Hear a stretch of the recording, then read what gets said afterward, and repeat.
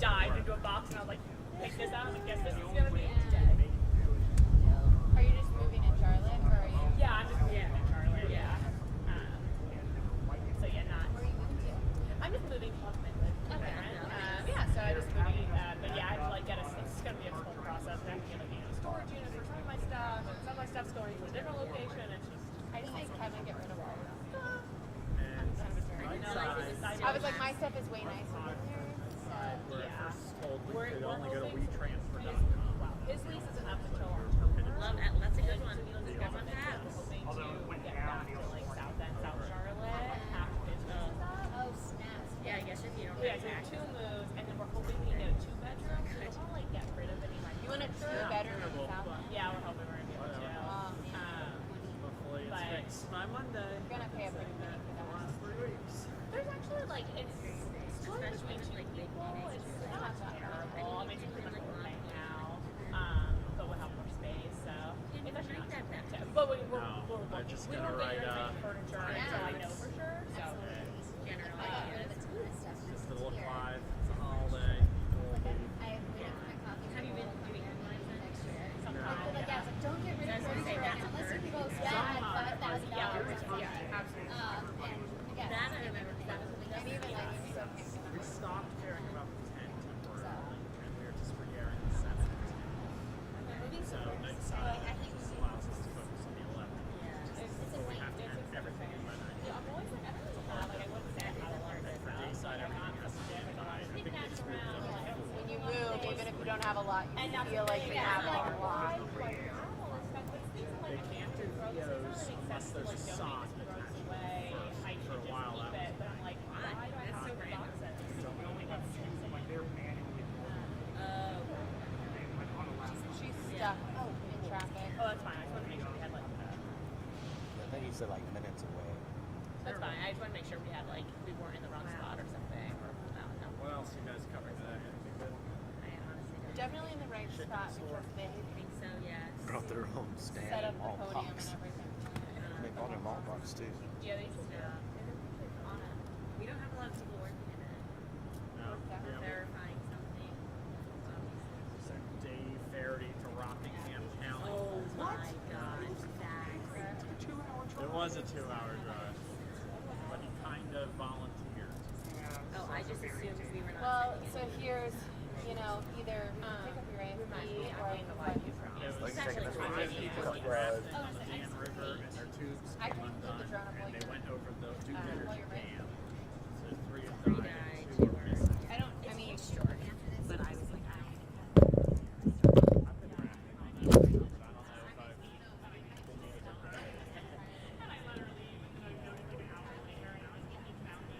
I don't know if I've been able to.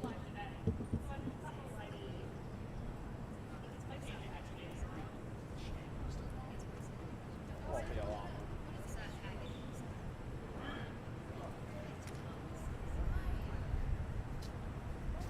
It's okay.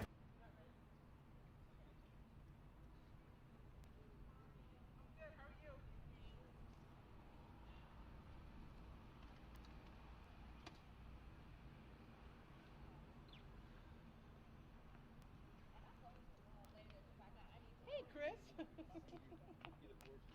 to see you. I guess I can sit this here.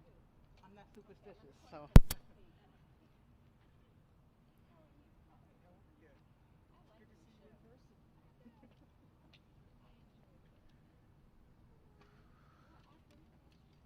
Cass, come up here. You guys stand up here. A small mighty team. We'll get right to the point. Thank you, everyone, for coming. We appreciate you.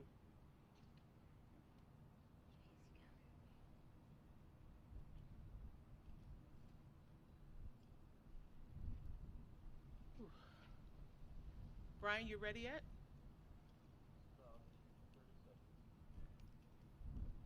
Come get in.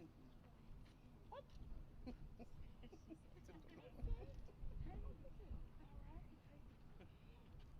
Good to see you. I've been worried about you.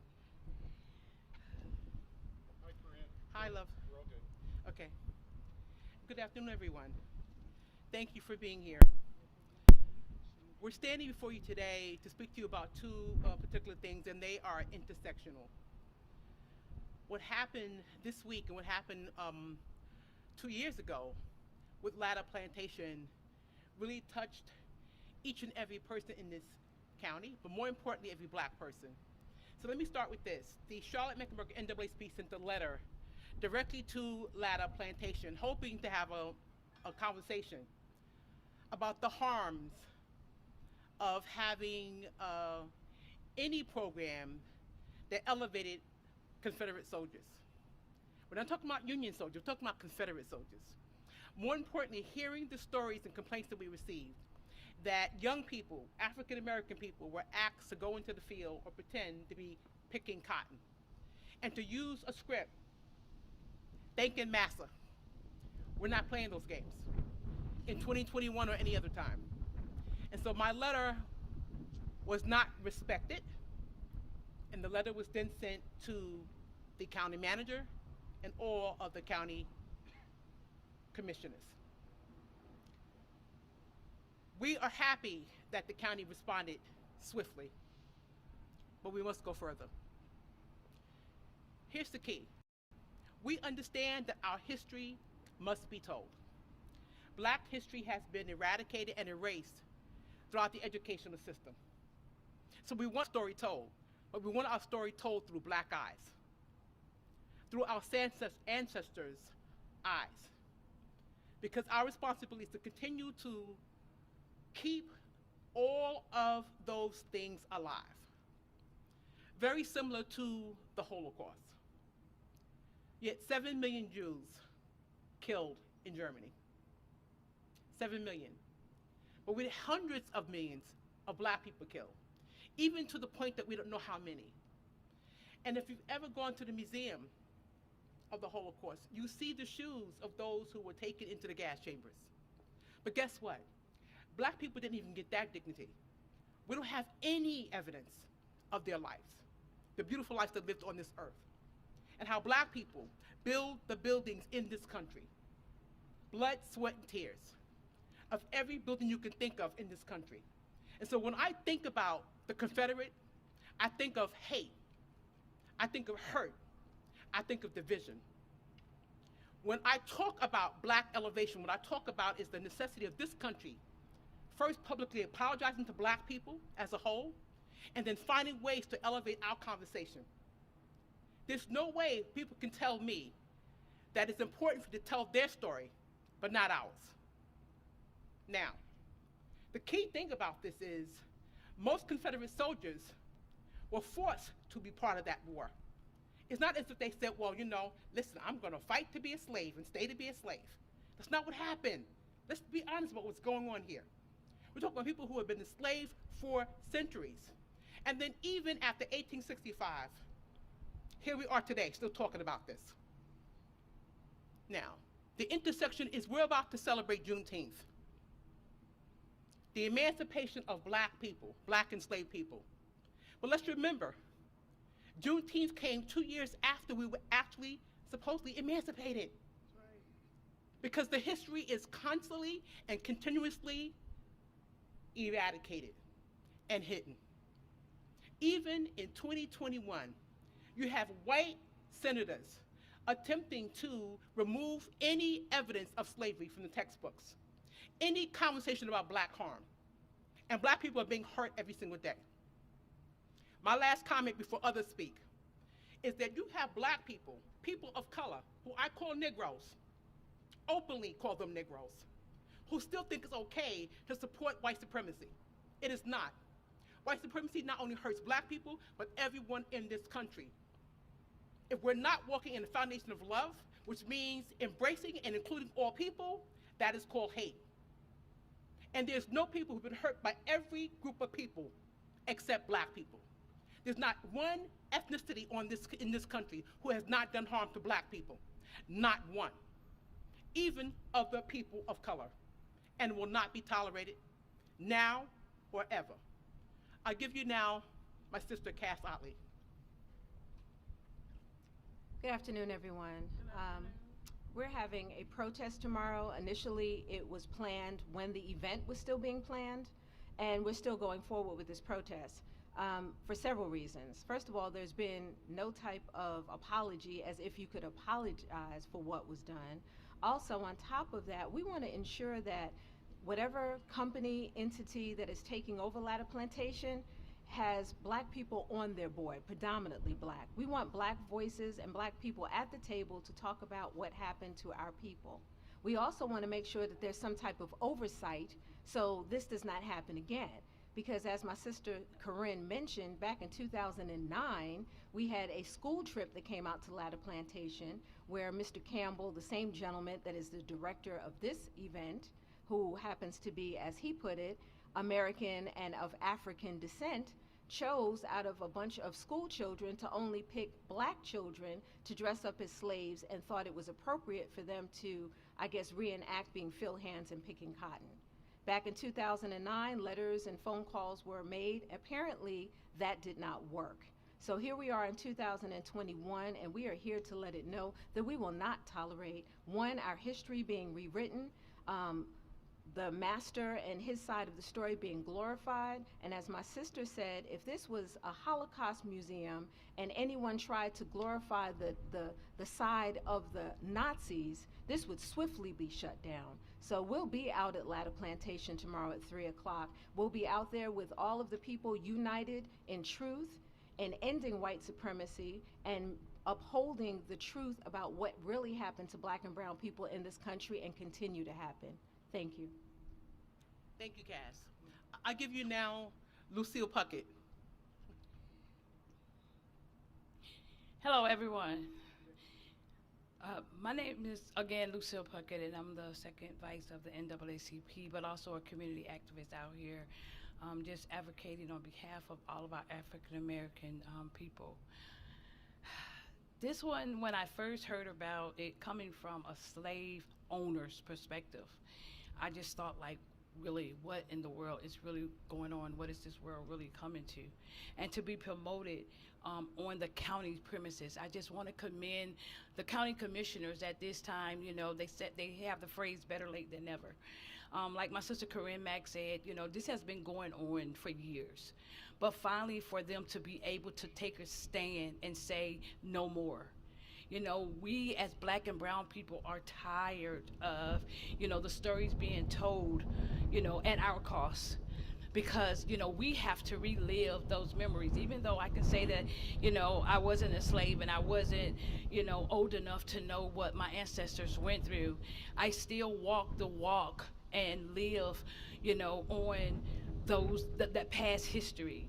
You know, when I see white people not wanting to be in the same room, in the same area, and, you know, deal with us still as African Americans, you know, and then when I still see, you know, black and brown people being, you know, murdered, you know, by, you know, racist cops and things like that, you know, it just brings back so many memories. So, you know, I'm just here in support of the NAACP and, you know, my sister Cass over here and all of the African American people, and saying, you know, I just thank you that the Latta Plantation is, you know, now, you know, it's closed right now, and just looking forward to seeing what that future holds. Thank you, Lucille. I bring to you now one of my sisters, Beverly Copeland. Thank you, Corinne. I am Dr. Beverly Corpening. I'm a minister, and my doctorate is in theology. So the only thing that I want to make sure that people hear today is, until we change our hearts, nothing is going to change in America. So we have got to begin to look at how we are treating people, and we have to understand African Americans are God's people, just like anybody else. So we got to change our hearts, we got to change our thinking. So I just want to ask everybody to please, whatever your prejudices are, whatever your issues are, let's come together and talk about them, pray about it. Because my belief, I don't know what yours is, my belief is in God, Jesus, and the Holy Spirit. So I'm going to do what the Bible leads me to do, and that is to encourage people to love each other. Because I love everybody. I don't care what your color is. We've all got something good to offer. We've all got something great to contribute. So please, let's all come together and love each other. Thank you. Thank you, sister. I just want to say I'm also the healthcare chair for the NAACP. Thank you, love. So in closing, the Charlotte-Mecklenburg NAACP would be happy to sit with the county and Park and Recs to find ways to elevate the story of Black people in this country. We wouldn't go beyond 1619. We actually teach it in this branch to young people as young as 5 years old. It's important that everyone understands that Black people have gone through such atrocities and such trauma, and that trauma continues even today. You may not know it, but Black people all over this country are walking around with layers of trauma. We put one foot in front of the other and continue to go because we are a resilient people. That doesn't mean that the harm is not there.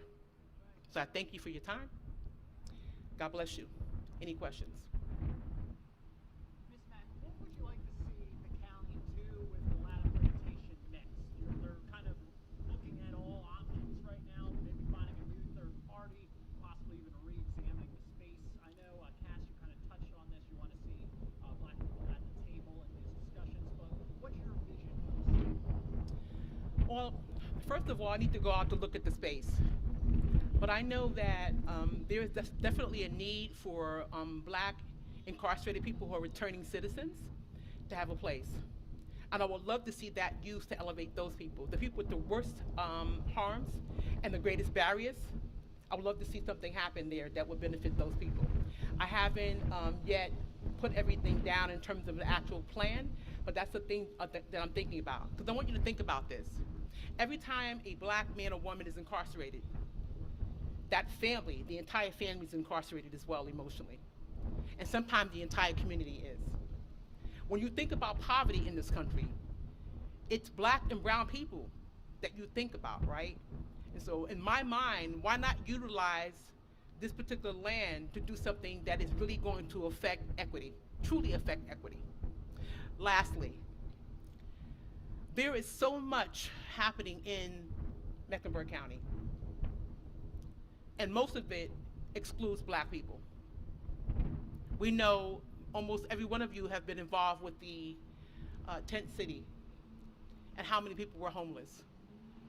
There are a wealth of things that we could do with land. There are a wealth of things we can do around education.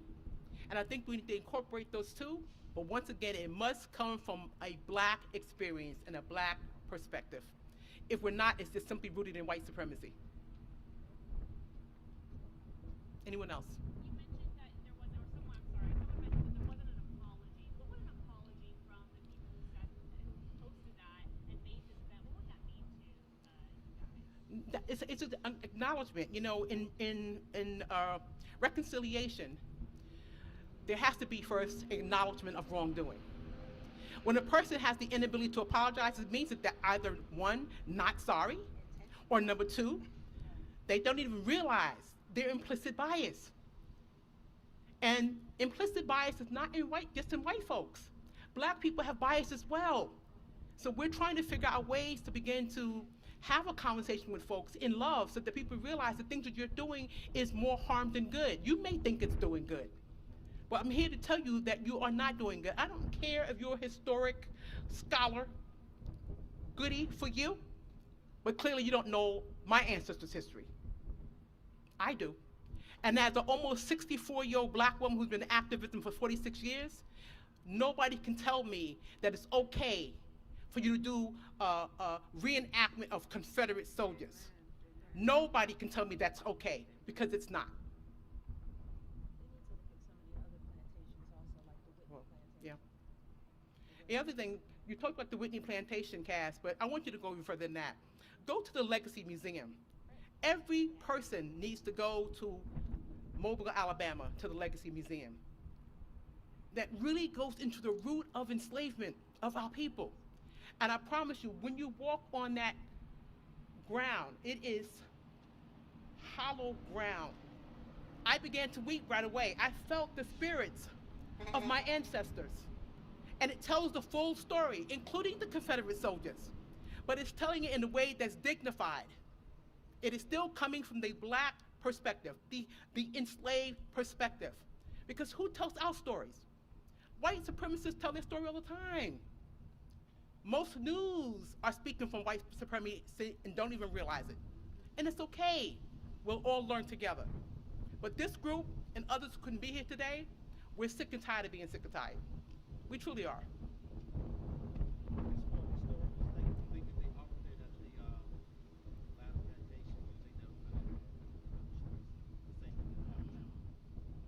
I think that's a good choice, but as I said, there's some levels of things that have to happen.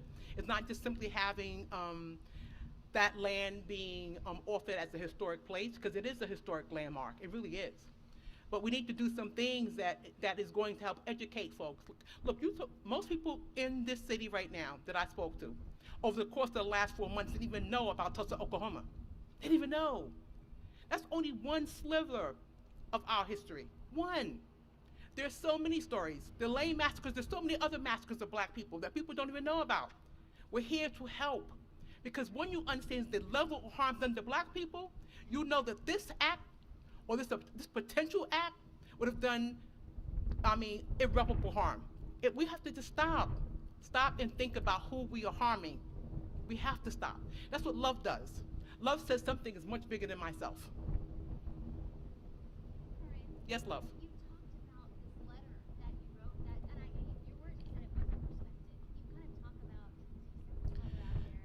I sent the letter, and Mr. Campbell responded and said that I was supposed to be a woman of God, but I was vicious and I was racist.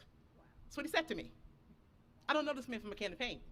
I'm writing, and in the letter I said, I'm willing to sit with you to find out how we use this history to elevate equity. But his first few words already was vicious and to me misogynistic. I don't think he would have spoke to a black man that way, not a real black man. But he better understand something.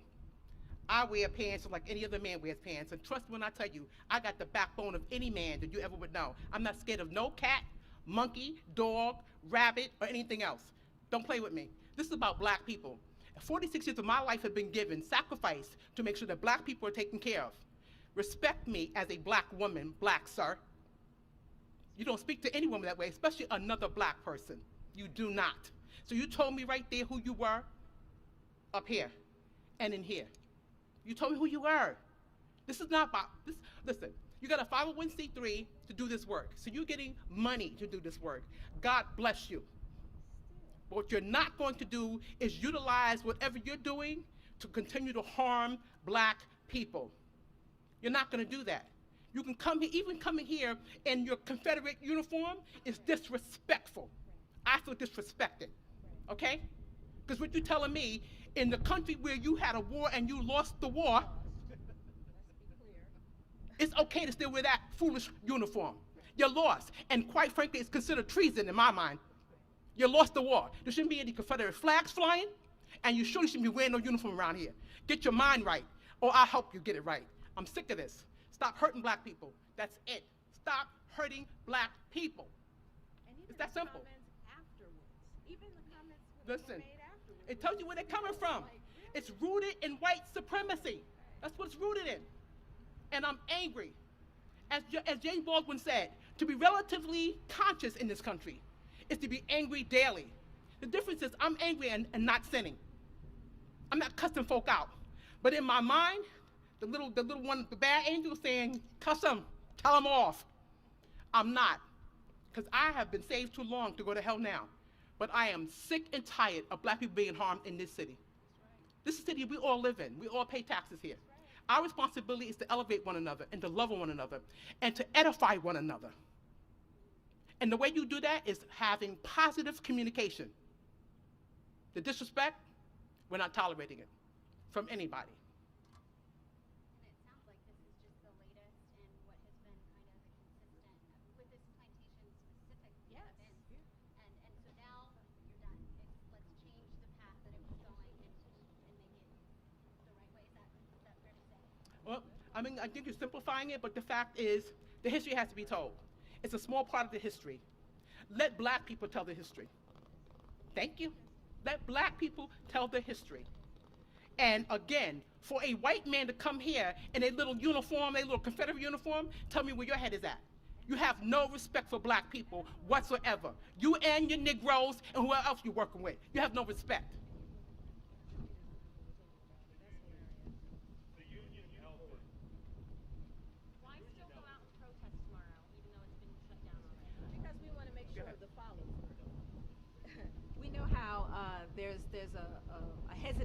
follow through.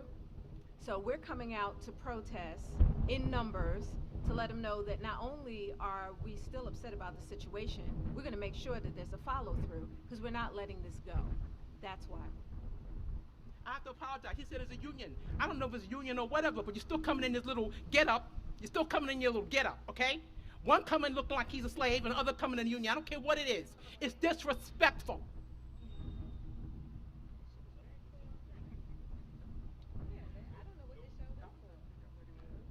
Who cares? Thank you.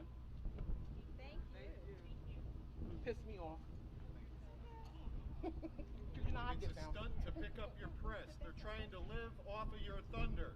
They're here to live off of your thunder, Corinne. It's not my thunder. They're coming here to try to exploit this situation. That's why they're here, to bring attention to themselves and take it away from the issue that is being resolved by this community. It's a stunt.